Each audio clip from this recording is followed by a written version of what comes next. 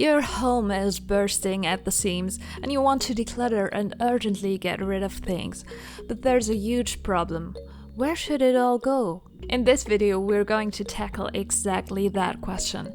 I'll tell you when it's worth selling things, how to do it more successfully, and when it's better to just let go. Welcome to my channel. My name is Jasmine and I'm a singer-songwriter. I've been living a minimalist lifestyle for more than 6 years now. As a minimalist, letting go of things regularly is part of your daily life, to create more space and to have time for what truly matters to you. But at some point, you'll hit certain limits. My biggest challenge.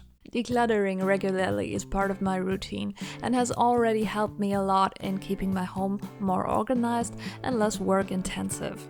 But let me be honest with you, there's one huge issue with decluttering that almost no one talks about. There are boxes of children's clothes in my hallway that have been sitting there for weeks. I sorted them out, and since then they've been living a kind of shadow life. Many of the items still haven't found a new home.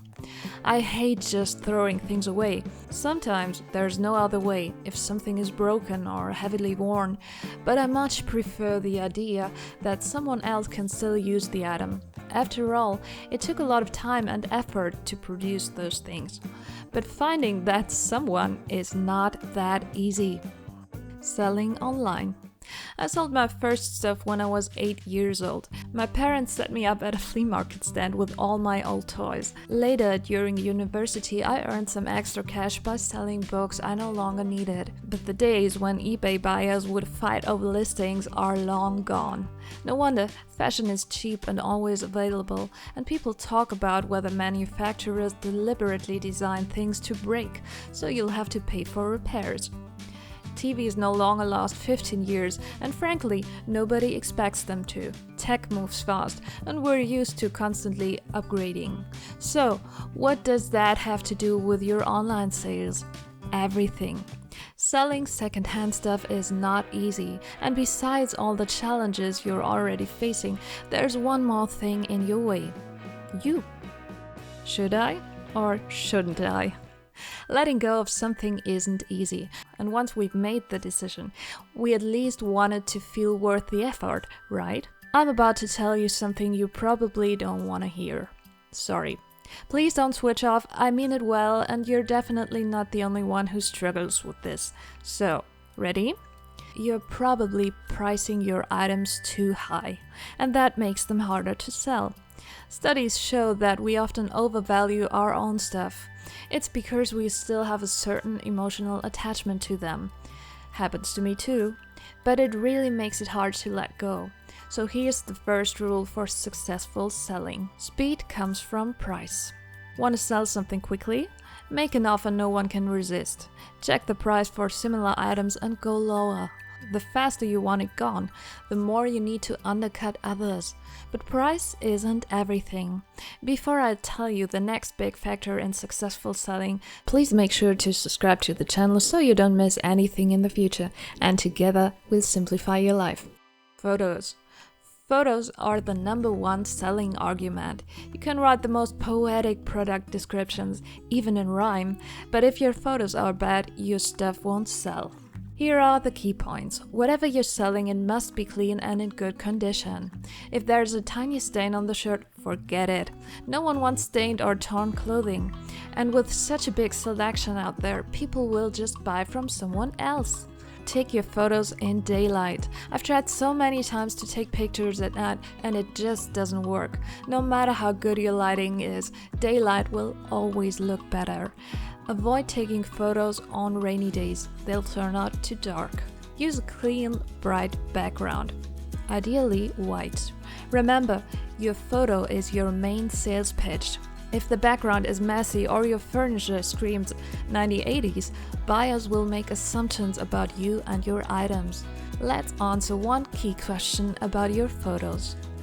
Edit or not? Should you edit your photos when selling something? Yes, definitely. That gives you an edge over most people who don't. Just don't overdo it. I usually apply a simple filter to highlight the natural colors. That's it.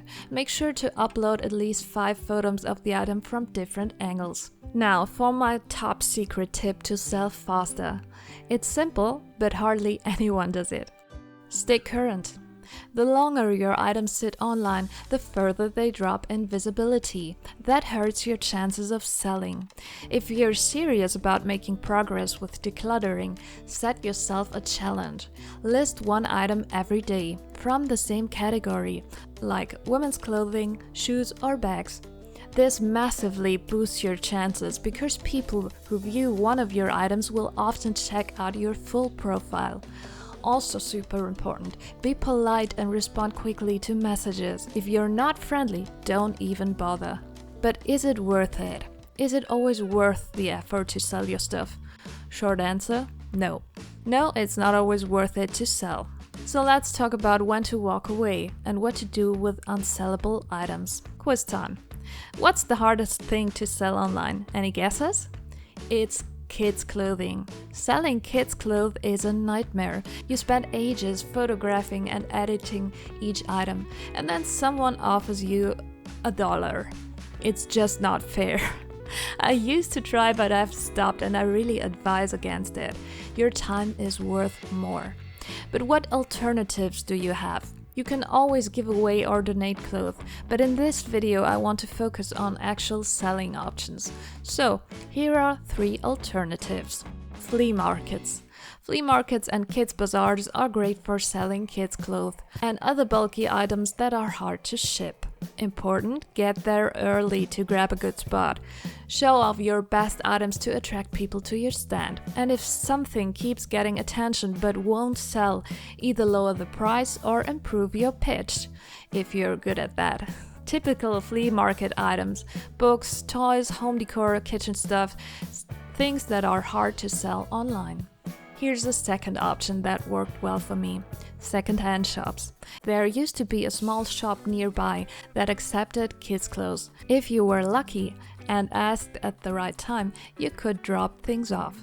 They'd sell it and split the profit with you. Unsold items were donated. That worked really well until the shop closed down. But maybe you have something similar near you. Mail-in services. Nowadays, some platforms let you ship your stuff in, and they sell it for you. So this might be another option you might consider.